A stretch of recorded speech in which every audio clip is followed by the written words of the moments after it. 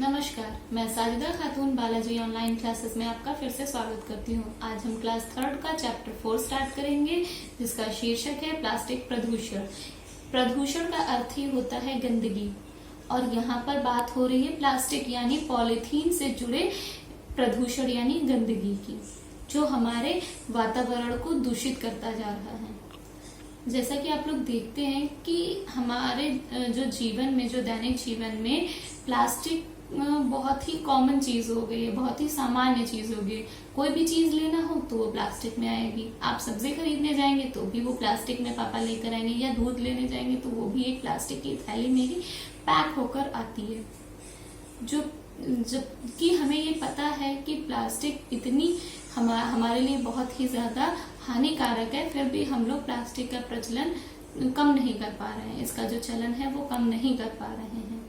तो आइए देखते हैं इस चैप्टर में कि प्लास्टिक हमारे लिए किस प्रकार हानिकारक है और इसकी रोकथाम हम लोग कैसे कर सकते हैं, और क्या क्या छोटे छोटे स्टेप्स हैं जिसको करने से हम इस प्रदूषण को फैलने से रोक सकते हैं।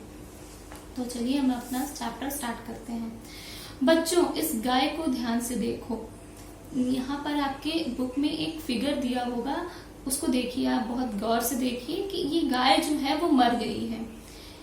डॉक्टर का कहना है कि इसकी मृत्यु कूड़े कचरे में पड़ी पॉलीथीन की थैलियां खाने से हुई है। इस गाय जैसे आप लोग देखते हो कि रोडों पर गाय या कोई भी बैल ऐसे खुलेआम घूमते रहते हैं, और वो क्या खाते हैं, उनको कोई खाने के लिए प्रॉपर खाना नहीं मिलता। वो हमारे द्वारा फेंके हुए कचड़ों में से कुछ न कुछ खाने की कोशिश करते हैं, और उसी के खाने के लिए इस गाय ने क्या खा लिया है, प्लास्टिक खा लिया है, जिसके कारण इसकी मृत्यु हो गई है। इसके जिम्मेदार कौन है? हम और आप। आखिर वहां उस कचरे को फेंका किसने? मैंने, आपने, हम सब ने। इसके जिम्मेदार हम ही लोग हैं, जिस कारण इसकी मृत्यु हो गई है। हम खरीदारी करते समय सामान पॉलीथीन की थैलियों में लेते हैं, और फिर सामान निकाल कर थैलियां इधर उधर फेंक देते हैं। जानवर घास आदि के साथ इन थैलियों को भी खा जाते हैं। इसका परिणाम यह होता है कि उन्हें अपनी जान तक गंवानी पड़ती है। जब भी हम कोई चीज खरीद कर लाते हैं तो उसको हम लोग पॉलीथीन में ही लेकर आते हैं, प्लास्टिक की थैलियों में। उसमें से सामान निकाला और उस थैली को वैसे ही बाहर खुले में फेंक दिया। जिसका फल क्या हुआ, जिसका परिणाम, जिसका रिजल्ट क्या निकल के आया कि खुले में घूमने वाले जो जानवर हैं वो खाने के चक्कर में उन पॉलीथीनों को भी खा लेते हैं। कुछ खाने की चीजों को खाने के चक्कर में, घास फूस ये सारी चीजें खाने के चक्कर में उन पॉलीथीनों को भी खा लेते हैं, जिसके वजह से उनके पेट में पॉलीथीन पहुंचती है और उनको अपनी जान तक गंवानी पड़ जाती है। पॉलीथीन या प्लास्टिक की सबसे बड़ी कमी यह है कि यह प्राकृतिक रूप से नष्ट नहीं होती। इस कारण प्लास्टिक द्वारा उत्पन्न प्रदूषण की समस्या आज के युग में विकराल रूप धारण कर चुकी है। जो पॉलीथीन है और जो प्लास्टिक है, उसका जो है वो कभी भी प्राकृतिक रूप से यानी स्वतः नष्ट नहीं होती। जब तक हम उसमें कोई केमिकल या उसको कुछ अलग तरीके से उसको डिस्ट्रॉय ना करें, वो अपने आप खत्म नहीं होती। आप कभी ट्राई करना कि एक पॉलीथीन को किसी थोड़ी डिगिंग करके थोड़ा मिट्टी निकाल कर वहां पे दबा देना, और कुछ हफ्तों, कुछ महीनों, कुछ सालों बाद भी देखना तो वो पॉलीथीन आपको वैसी ही मिलेगी। इसका मतलब जो पॉलीथीन है वो प्राकृतिक रूप से नष्ट नहीं होती है, वो स्वतः नष्ट नहीं होती है। और इस कारण ये प्लास्टिक हमारे लिए ये गंदगी ये हम लोग चारों तरफ फैलाते जा रहे हैं, और इसकी समस्या बहुत ही बड़ा रूप ले चुकी है। ये जो समस्या है पॉलीथीन की समस्या, प्लास्टिक प्रदूषण की समस्या आज के युग में बहुत ही बड़ा रूप ले चुकी है। हमारे स्वास्थ्य के लिए बहुत हानिकारक है और पर्यावरण प्रदूषण का प्रमुख कारण भी है। जो प्लास्टिक है वो हमारे स्वास्थ्य के लिए भी बहुत हानिकारक है। लाइक प्लास्टिक में अगर हम कोई खाने की वस्तु रखते हैं तो वो जो खाने की वस्तु जो होती है वो भी खराब होने लगती है प्लास्टिक के संपर्क में आने से, क्योंकि उसमें बहुत सारे केमिकल्स होते हैं जो उस खाने के साथ वो क्रिया करके उस खाने को भी खराब करते हैं। लेकिन हम लोग ये समझते नहीं और अपनी सहूलियतों के हिसाब से प्लास्टिक का यूज करते रहते हैं और उसको यूज करने के बाद इधर उधर खुले में फेंक देते हैं, जिससे ये जो प्लास्टिक प्रदूषण की समस्या है वो बढ़ती ही जा रही है। पहले जब हम बाजार में सामान खरीदने जाते थे तो हम कागज के थैलियों में हमें कागज के थैलियों में सामान मिलता था, लेकिन आज दूध की थैली से लेकर सब्जी तक के लिए प्लास्टिक की थैली का ही प्रयोग किया जा रहा है।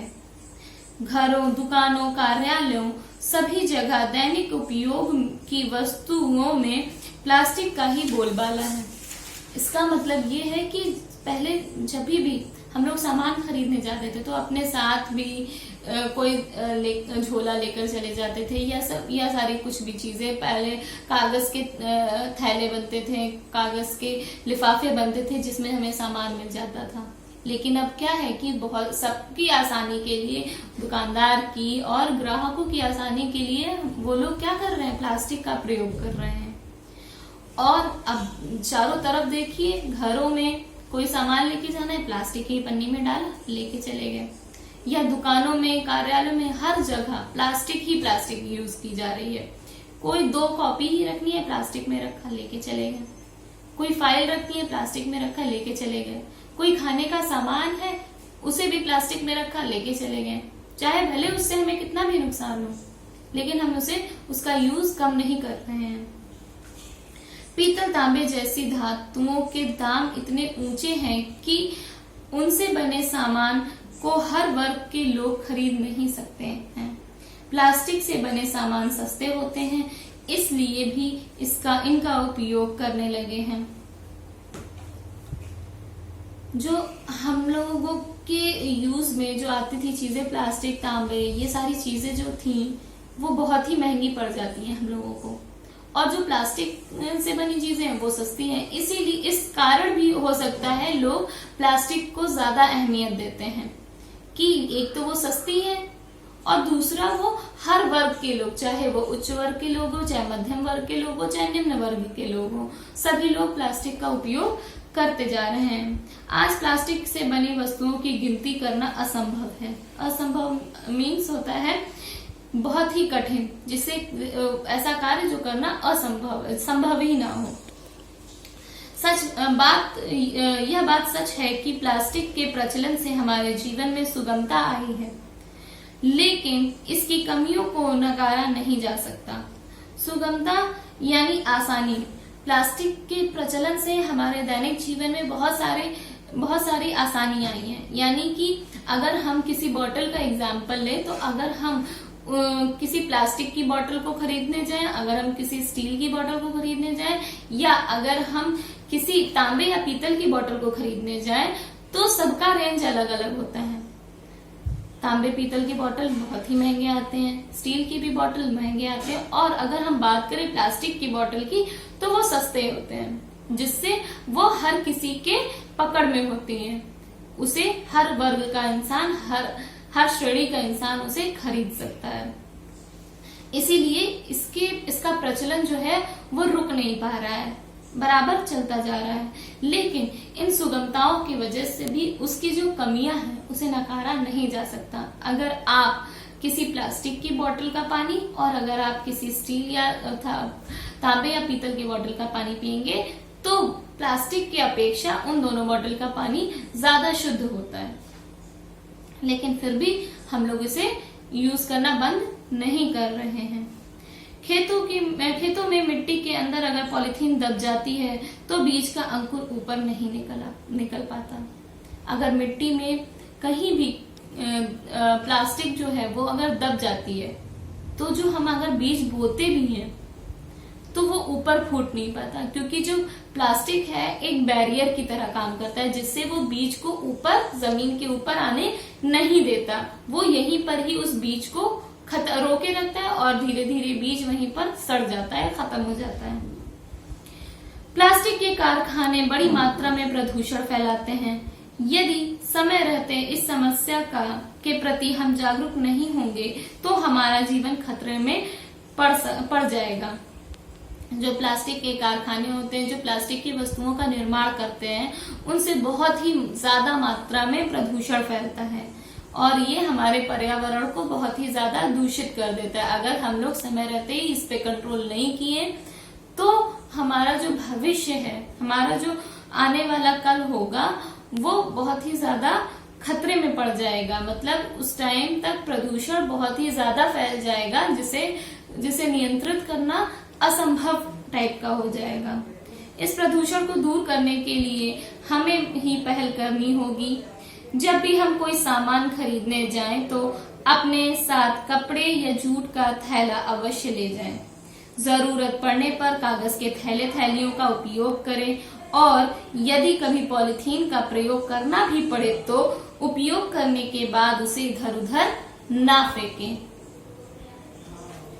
मतलब हम लोग कभी भी, अब अगर हम लोग चाहें तो इस चीज को रोक सकते हैं। हम लोग को खुद ही ये चीज करनी चाहिए कि अगर हम लोग घर से कहीं बाहर जा रहे हैं तो अपने साथ जूट या कपड़े का थैला, झोला जो भी है वो लेकर जाए। बाजार में सामान खरीदना, उस पॉलीथीन को ना ले, अपना सारा सामान उस थैलियों में डालें और घर वापस लेके चले जाएं, जिससे पॉलीथीन का हम लोग यूज कम कर सकेंगे। और अगर इन केस हमें पॉलीथीन का यूज करना भी पड़ा तो अगर हम लोग जब पॉलीथीन को लेकर आते हैं तो उसे इधर उधर ना फेंकें और उसे एक जगह डस्टबिन में डालें ताकि इससे नगर पालिका उसकी सफाई करवा सके या फिर जो भी उसे करना है करे। अगर हम लोग का भी ये फर्ज बनता है, आप और हमारा जो बच्चे देख रहे हैं मुझे, उनका भी ये फर्ज बनता है कि आप जब भी कोई भी चीज खाते हैं, लाइक चिप्स का पैकेट, चॉकलेट या कुछ भी चीजें खाते हैं, तो उसे प्लीज रोड पर या बाहर ऐसे ही इधर उधर खुले में बिल्कुल नहीं फेंकें। खाने के बाद उसे डस्टबिन में जरूर रख दें। उसको इधर उधर फेंकेंगे तो जरूर कोई ना कोई उसे अपने मुंह में डाल ही लेगा। जनता को अपने ढंग से ही इसमें सहयोग देना चाहिए, तभी हम लोग प्लास्टिक द्वारा उत्पन्न प्रदूषण की काली छाया से बच सकते हैं। बच्चों, आओ आज हम सब मिलकर संकल्प करें, हम प्लास्टिक द्वारा उत्पन्न प्रदूषण को दूर करने में सहयोग करेंगे। तो चलिए आइए हम सब मिलकर ये संकल्प करते हैं, ये प्रण लेते हैं कि हम लोग इस प्लास्टिक के प्रदूषण को कम करके ही रहेंगे और जो भी हम ये नहीं कहते कि खत्म कर पाएंगे हम लोग उसको, लेकिन कम करने की हेल्प तो कर ही सकते हैं, कम करने की पहल तो कर ही सकते हैं। धीरे धीरे ही ये चीजें कम होंगी। जरूरत है तो सिर्फ पहल करने की। तो आई होप इस चैप्टर से आपको जरूर कुछ सीखने को मिला होगा। इसके सारे नोट्स PDF के फॉर्म में आपको स्कूल मित्र ऐप पर मिल जाएंगे। तब तक के लिए स्टे हेल्दी, स्टे सेफ और थैंक यू।